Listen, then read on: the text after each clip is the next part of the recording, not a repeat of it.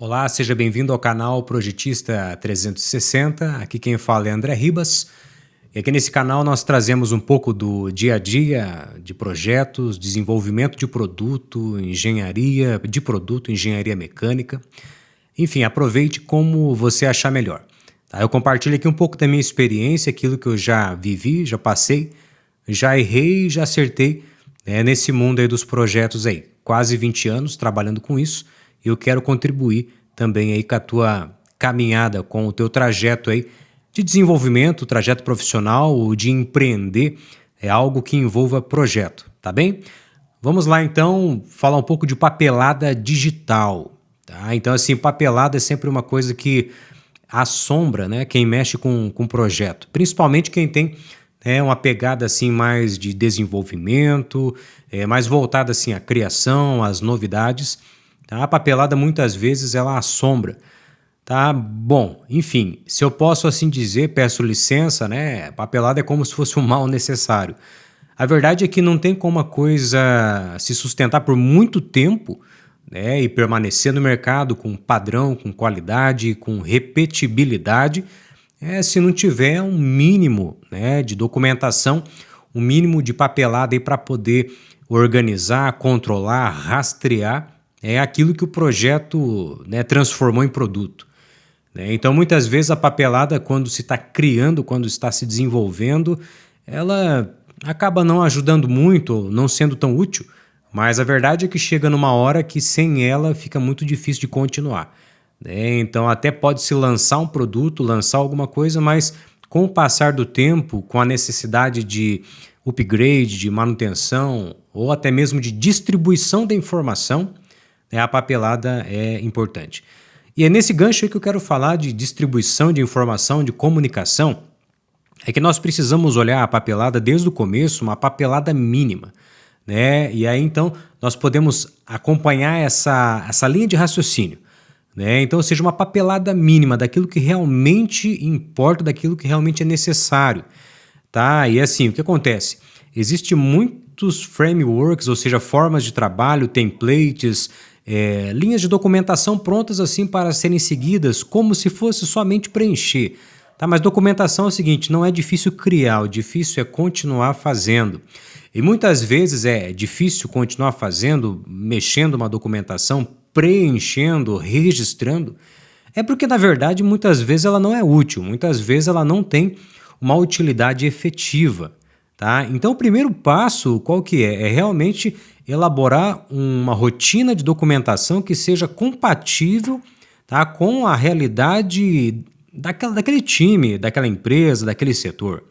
Tá? E primeiro ponto também já contempla a questão de que nem toda documentação que é muito boa para um segmento, para um time de projetos, vai ser boa para outro.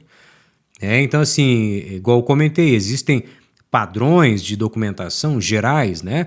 Só que cada tipo de desenvolvimento, cada perfil de equipe, né, cada perfil de produto, de negócio, né, vai demandar uma documentação que seja realmente compatível.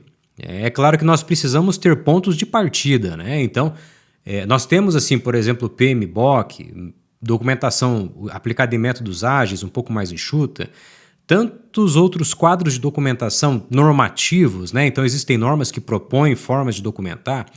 Vamos lá, primeiramente, esses templates de documentação não foram feitos para você, não foram feitos para o seu time. Então assim, se você mexe com um time de projetos, seja comandando, né, liderando, ou seja fazendo parte, não importa. A questão é que a melhor documentação é aquela que é possível captar a necessidade real do time, do produto, da carteira de projetos e aplicar. Tanto que pode ser que com o tempo aconteçam ajustes ou mudanças de acordo com o tipo de desenvolvimento. Tá? Então, essa é a primeira realidade. Não tem como pegar, por exemplo, um template do PMBOK de sequência. Claro que existem bons princípios, existem já estudos. Não vamos assim divagar demais. É claro que existe já uma certa filosofia de documentação muito aplicável, muito útil. Tá? A questão é que é o seguinte, estamos numa realidade de mercado, uma realidade de coisas acontecendo, que nós precisamos sempre olhar um mínimo necessário, porém sem negligenciar, sem faltar, né, com a documentação necessária, porém selecionando, né, passos que sejam importantes. Então vamos lá, primeira coisa é o quê? Nós precisamos sim aprender, pesquisar, entender dos métodos de documentação já existente, com certeza. Mas precisamos ter em vista, ter em mente o quê? A necessidade de elaborar uma rotina de documentação compatível com a sua realidade, com a realidade de trabalho. Tá? E aí pode ser projeto de produto, equipamento, dispositivo, projeto de móveis, projeto de casa, enfim, né? Todo tipo de projeto, né? Que vai se tornar um produto, que vai se tornar uma construção. Tá? E aqui eu falo para projetos que vão se tornar um empreendimento, vão se tornar um negócio. Tá bem? Por que isso? Nós poderíamos pensar que quanto mais melhor, para a documentação não funciona assim. Quanto mais melhor, às vezes quanto mais pior. Então, a visão de documentação é essa. É claro, eu preciso ter um escopo, um termo de abertura, eu preciso registrar, anotar, colocar valores meta, colocar marcos, cronograma, é claro. É claro, porém, a forma de conduzir isso, ela precisa ser muito flexível, né, com o que se espera daquela caminhada daquele projeto. Tá? Porque o projeto ele possui uma caminhada, ele possui uma extensão. Tá? E dentro dessa extensão possui também muita oscilação de momentos, de decisões, de necessidades de coisas a serem modificadas, a serem orientadas, pausadas. Até mesmo durante um desenvolvimento existe necessidade de aplicar outros pequenos desenvolvimentos, né, para alimentar um desenvolvimento maior. Veja só, então, assim, como documentar tudo isso? Só que aí eu já quero trazer uma visão, tá, de que existe uma documentação prévia, ou seja, aquela documentação que acontece no ambiente todo de desenvolvimento, um ambiente ainda um tanto quanto vulnerável e também flexível, dinâmico, é a documentação que acontece depois, né? Não dá para a gente imaginar, por exemplo, lançar um carro, lançar um eletrodoméstico de escala de milhares e milhares de peças sem ter um padrão. Documentações aí que são do nosso dia a dia, manual de usuário, manual técnico, enfim, tantos outros. São documentações do produto. Então existem documentações que não dá para abrir mão e até mesmo por regulamentação. Tá? E o outro ponto do raciocínio é esse. Existem documentações que são regulatórias, né? Não são opcionais. A questão que eu falo aqui é que muitas vezes pensa-se que uma documentação vai resolver problemas de desenvolvimento, né? Problemas de desempenho de resultado. É claro que isso já está caindo cada vez mais, mas a realidade é que uma coisa não tem a ver com a outra. Vamos pensar a documentação como uma forma do quê? De rastreio, de controle, de memorial, de histórico. Aí tudo bem. Mas se a gente pensar que a documentação possa endireitar um método de trabalho, isso não acontece. Ao contrário, na verdade, se assim pensarmos a documentação, ela só vai prejudicar.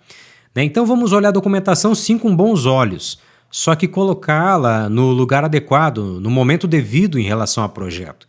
Então se a gente olhar a documentação como algo que vem proteger o projeto, proteger o produto e também o usuário, é algo muito bom.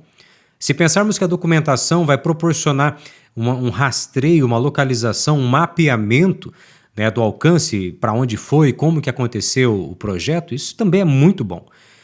Volto a dizer que o erro, a falha, é quando a gente pensa que a documentação pode realinhar, ordenar, né, potencializar um ritmo de desenvolvimento ou até mesmo de projeto. E claro que muitas vezes a gente entende que para quem não está na dinâmica do desenvolvimento, né, a documentação ela se torna algo muito importante, até mesmo para que as coisas não escapem pelas mãos.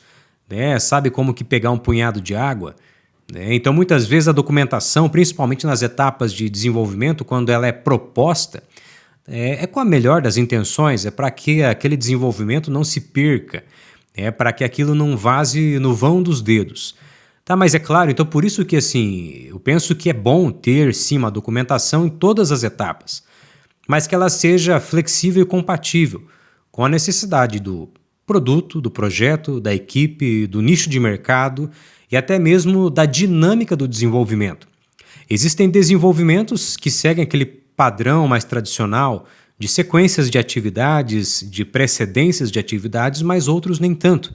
Outros é um pouco assim mais descolado, um pouco mais dinâmico, que pega um pouco aí de métodos ágeis e outras técnicas, mas que também não dá para dizer que esse template é o melhor ou mais adequado, tá? Até porque muitas vezes há ou não documentações neles.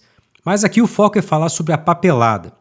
Então, ou seja, a papelada impressa está sumindo, mas a gente percebe que a papelada digital parece que tem ganhado espaço também. Agora, o que cabe, então, enquanto criatividade, enquanto visão para quem desenvolve, para quem projeta, né, é realmente utilizar o meio digital como uma forma de documentar, uma forma de controlar, só que também uma forma de tornar dinâmico e muito leve, muito fluido esse processo todo. É claro, como eu já falei, quando há regulamentação, né, que exigem quantidades e formas de documentar padrão, né, exigidos até por lei, não tem para onde fugir. Tá? Mas quando a gente fala de documentações para auxiliar, papelada para auxiliar, vamos pensar sempre no seguinte: um mínimo, o compatível, aquilo que venha a somar, que venha a ajudar, que venha a realizar os controles básicos, porém necessários, né? E aí eu fecho o raciocínio, né? Que aí assim, a visão que eu tenho a respeito de papelada é que ela tem que sempre corroborar, ela precisa fortalecer, né, o elo de comunicação. Então, se existe uma forma útil, né, da papelada ela entrar como uma ferramenta aplicável, né, e torná-la inclusive uma parceira, né, para que a documentação se torne realmente algo que dê força ao projeto, ao desenvolvimento, é utilizá-la como comunicação. E é claro que a documentação, a papelada, ela tem muitas vezes esse intuito.